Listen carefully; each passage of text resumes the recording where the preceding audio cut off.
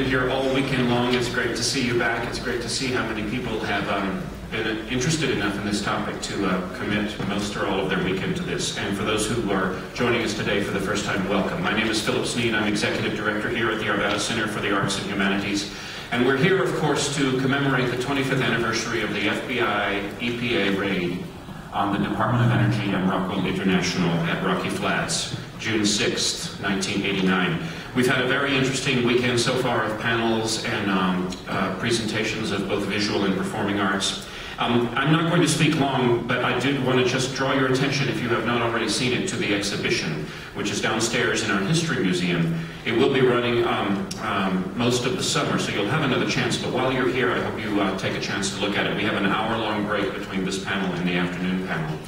And that brings me to the Rocky Flats Institute and Museum, which has been responsible for that exhibit, and they're one of our partners in this. And I just want to take a moment to say that this is a very worthy institution that's in trouble and needs your help. And we risk losing this museum and this valuable resource, this valuable repository of the art and artifacts from Rocky Flats. So they have a table upstairs. Please do what you can to help them.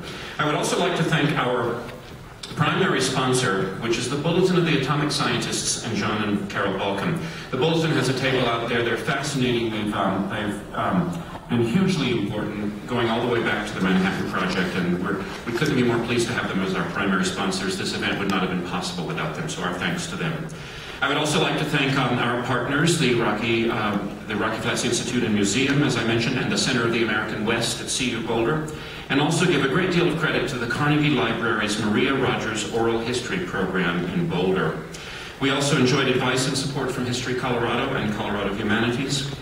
And of course, the Arvada Center for the Arts and Humanities enjoys very generous support from the City of Arvada and from the citizens of the Scientific and Cultural Facilities District, the SCFD. And lastly, I would like to thank the staff of the Arvada Center, which has done an extraordinary job taking this on in addition to all of their regular duties, and I appreciate that. And my thanks to all the panelists and artists and all of the institutions represented here. Many, many people have contributed their time and talent and travel to this project, and we appreciate it. So, and with that, I will now turn this panel over to our moderator, Laura Frank, Vice President of News for Rocky Mountain PBS and Executive Director of iNews. Laura? Thanks very much. Thank you, everyone, for coming.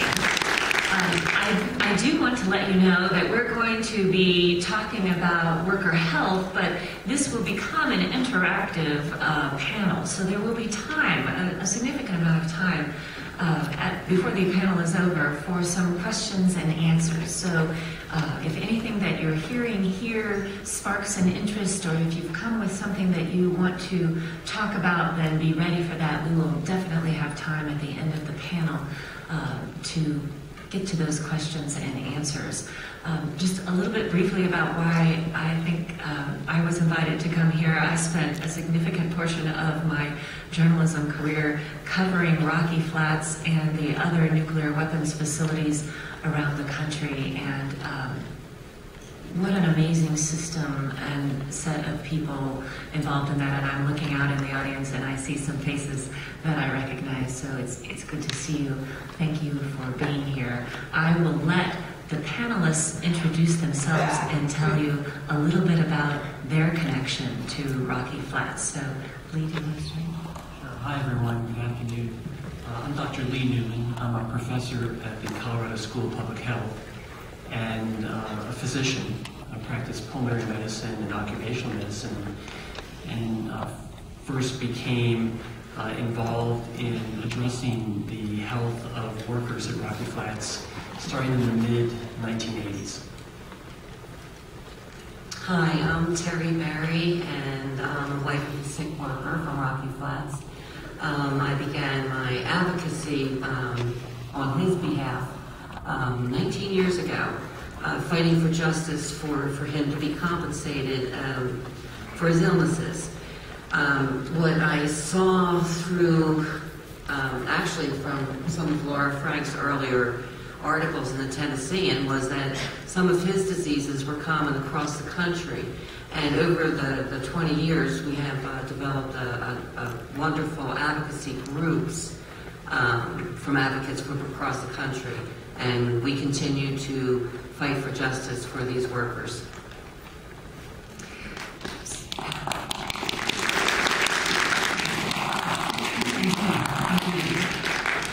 So if you've been here for any of the previous sessions, you're probably pretty steeped in the history of it. We're here commemorating the anniversary of the raid on Rocky Flats in 1989.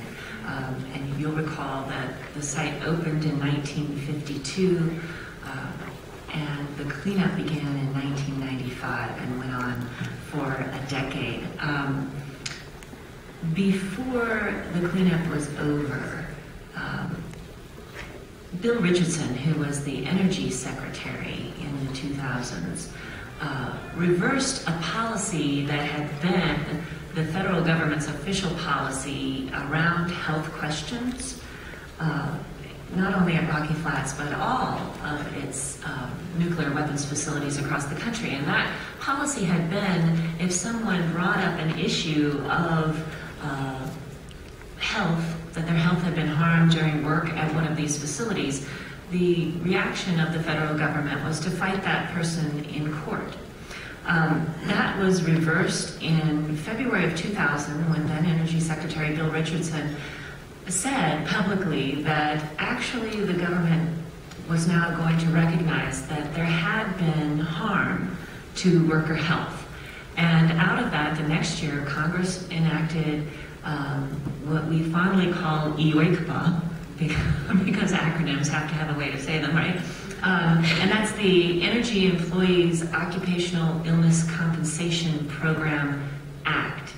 And I know you both have quite a bit of history with that program. Terrie, maybe you could start us off just with a little before and after, because I know George tried to bring a workers' compensation claim before EOICPA. What happened? And what was the reaction of the government? What did they say about his health then? Okay, this is from like 1996. You know, Rockwell International denied. George has a variety of diseases. Fortunately, they're not cancerous, but they're definitely debilitating, and it's very difficult for him to have a normal life. He had an incident report that showed that he ingested plutonium, and we thought, this is all we need. We've got some medical documentation supporting his diseases and how it was associated with his ingestion. The Department of Energy and Rockwell International fought the case, and from what I understand from Department of Energy workers, that they spent over $50,000 fighting this case. So when then Secretary Richardson made this announcement, we were thrilled. They're finally going to take care of my husband. He's going to get what he deserves, not the millions of dollars that people think, but the medical care and his the difference between what he gets in Social Security and what he would have won in workers' comp. And the medical care is like the #1 big issue. I mean, if you have ever had an unexpected disease and didn't have insurance, trust me, those your finances are in grave jeopardy. So he filed for EOICPA in 2001, thinking that, you know, and we had Department of Energy officials come up to us and tell George, this law was made for you, and I can name names. He has not been compensated for all of his diseases. There's only one small disease that he's been compensated for. He has been fighting for justice, and I have been fighting for justice for him, for this law that was written for him since 2001, so 13 years. Dr. Newman, the work that you do started out focusing on beryllium, which is one of the, I think you described it as, go ahead and tell us, like the fingerprint. Right, well, it's in some ways things were able to get rolling in terms of recognizing that there was an issue with worker health at Rocky Flats because we had a real fingerprint on Rocky Flats with this disease. Chronic beryllium disease. It is a scarring lung disease in which the immune system reacts to the metal beryllium. And there's a test that can be done that identifies that reaction in the body. So it was really incontrovertible that people were being exposed to beryllium at Rocky Flats and developing a disease that we could measure in their bodies that we could directly attribute to the beryllium metal. So one of the things that has struck me over the years is when you have what appears to be incontrovertible, and yet there have been difficulties in identifying this disease, and we'll get into that in a moment. But let's stay on the things that Terrie was raising first. Why, Dr. Newman, do you think it's so difficult to draw a connection between exposures and disease? This has really been, in many ways, the holy grail of the post-operation era of these nuclear weapons facilities, trying to determine what is the connection between exposure and health. Why is it such a difficult thing to do? Well, it's difficult because of a couple of reasons. One, the kinds of illnesses that we're trying to identify and establish connection between an exposure and an illness, there's a gap of years. It takes many years from when someone's first exposed to a toxic agent, whether it's plutonium or beryllium, cadmium, chromium. You can go down the whole periodic table and then more. The number of years between when you're first exposed and when the body develops the disease and when doctors can diagnose, can actually recognize the disease and make a correct diagnosis, if they ever do, can span decades. So, if somebody has an unfortunate accident, like your hand gets run through a saw and you lose some fingers, that's pretty clear. The more acute it is, the more obvious it is that connects the exposure to the saw blade and to your hand, the more direct the answer that connects the two. But when you have a gap of decades, that's really a challenge. I'll add one other challenge, which is that sometimes the conditions that people develop could have been caused by something other than the exposure. Right? So we're always trying to decide, well, what was the most important exposure? And one of the classic cases of this is that we know lung cancer can be caused by asbestos exposure, but we also know that lung cancer can be caused by tobacco smoking. And in a person who had exposure to asbestos and smoked, multiply that effect in terms of their lung cancer risk. But it can be difficult to say, well, was it the smoking that did it? Was it the asbestos? Was it both? So these are the kinds of challenges when you have a disease which has other causes, and you're trying to figure out how to attribute it to the right exposure. If I could add something, one of the great things about how the law was written for under Part E, this is a complicated program. Under Part E, the criteria is that the exposure was a significant factor in it contributing to aggravating or causing the disease. So if the worker was smoking in a plutonium area, technically that the plutonium would have contributed to, as far as I'm concerned, I'm not a physician, would have contributed to the disease. This is something, the additive effect, the synergistic effect, both of you have dealt with this to some degree in the work that you're doing.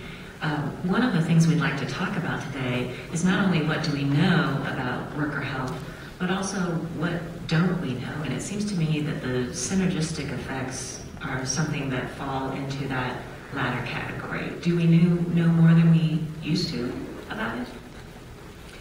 You want to talk specifically about the synergistic effects, or? Yes. We may know a little more, but not a lot more. As it applies to the workers from Rocky Flats, looking at those combined effects, there hasn't been a lot of research done that I know of to really examine that.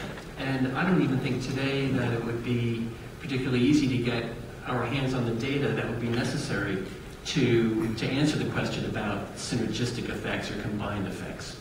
Terrie, you've spent a lot of time looking at the data, the health data, the exposure data that are available from Rocky Flats. Tell us a little bit about the condition of that information and what we can and can't figure out from it. From what the workers have told me and the lack of documents online, Rockwell and Dow and Rocky Flats in general did not monitor for the majority of the toxic substances that was present, unless there was, of course, a major spill or something like that. They focused on the radioactive materials. In the later years, mid-'80s, I think you said, they started looking at the beryllium exposures, and I think there was one other exposure they looked at, asbestos. But, you know, these workers were exposed to carbon tetrachloride, trichloroethylene, heavy metals. There was no monitoring for that, so it becomes difficult for, you know, the scientists, I imagine, and personal physicians to say, okay, here's the document in this room on this date, lead was present, because Department of Energy did not monitor for those exposures. And so what we have here, if I could use an example, one of the things that the Department of Labor requires is for a personal physician to tie an exposure to the condition. So we're going to use an example of my husband, who was a machinist, and he machined uranium. And at Rocky Flats, I have a document that says that the uranium had cadmium in it. So he machined uranium-cadmium alloy. And after that machining was done, he cleaned that part with trichloroethylene. So I have here from the NIOSH Pocket Guide, that's the National Institute for Occupational Safety and Health. And this gives you target organs of those three chemicals. So cadmium, it can, the target organ is the kidney. Uranium, target organ is the kidney. And trichloroethylene, target organ is the kidney. So you take this to the Department of Labor, and they want which one of those chemicals cause the kidney disease. A doctor cannot confirm or assert, well, it was only the trichloroethylene, or it was only the cadmium, or it was only the uranium. It was probably all three contributed to it. So, but a doctor is especially a personal physician who is not an occupational medical doctor, they have a lot of difficulty fulfilling the evidential requirements that the Department of Labor places on them. Did you want to add to that? Yeah, I'd be happy to. I think that we have a couple of significant issues that you've raised. One of them is you put people into a system which has a set of rules where the rules don't apply to everyone. You know, we like to have rules that we can apply to everyone, but how many of us are exceptions to the rule? I'd say probably in one way or another. When you look at EOPA just as one set of rules that we put in place that we're trying to cover everyone, we're going to find a lot of exceptions that reasonable physicians and reasonable industrial hygienists probably would agree should be treated as exceptions, and those people should be compensated and treated. But here's where it gets challenging. From where I sit, the point you made about primary care physicians and what they know and what they can do with this is really true. We unfortunately do not train our medical practitioners in this country very well around identifying work-related injuries and illnesses of any kind. And it's not particular to Rocky Flats. Just in general, I can tell you as a professor who teaches occupational medicine doctors to become occupational medicine doctors, there are very few of them in the country. And as far as trying to educate general practitioners, family practice doctors, primary care physicians, internists, even specialists, they get very little contact with those of us who understand how the body is affected by the work that you all do. And so they're put in this spot of being, frankly, for the most part, undereducated, and then required to make some kind of a judgment around something that they really don't have a lot of knowledge about. So it's definitely one of the difficulties that we've faced with this. And one of the things that I would like, and I think every former worker would appreciate this, one of my dreams, and I don't know if you would ever agree with this, I would like to expand the screening program, the medical screening program. I know there's issues involved with that. I think most of it is financial. But I think all of the workers across the country deserve a Mayo Clinic type of facility or program where doctors like Dr. Newman can not only evaluate but diagnose and provide a treatment plan to take back to the personal physician to help these workers. That has come up multiple times over the years. Dr. Newman, what's your reaction to that kind of idea? You've worked in several different systems that might be related. Sure. Well, I think what Terrie suggested is absolutely the ideal.